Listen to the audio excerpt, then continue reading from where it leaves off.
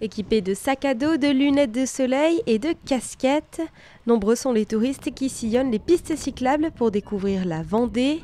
Pour répondre à la demande, ce loueur s'est équipé d'une flotte de 350 vélos. J'ai commencé à 60 vélos, voilà, pour vous donner une idée. Maintenant, je pense que je suis au maxi de ce que je puisse faire.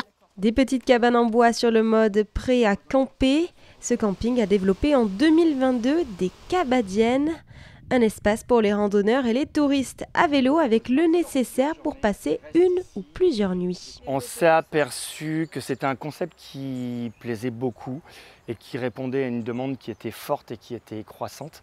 Donc du coup, on est passé de 4 locatifs à 8, on a doublé le parc et on a peut-être pour projet d'améliorer encore plus cette zone-là, de faire un local vraiment dédié à proximité, de venir mettre une table de pique-nique avec une plancha supplémentaire pour satisfaire tout le monde. Ces professionnels ont un point commun, ils font partie des 220 prestataires labellisés en Vendée Accueil Vélo, une marque attribuée pour 3 ans à un restaurant, un hébergeur ou encore un loueur de vélo. Des établissements qui doivent répondre à des critères précis.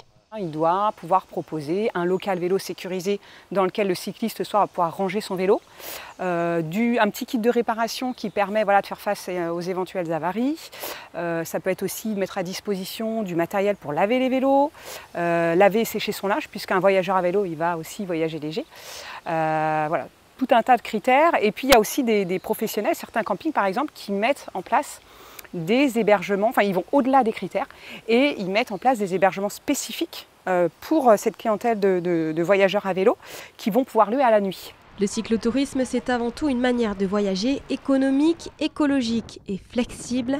La Vendée compte plus de 1800 km de pistes cyclables.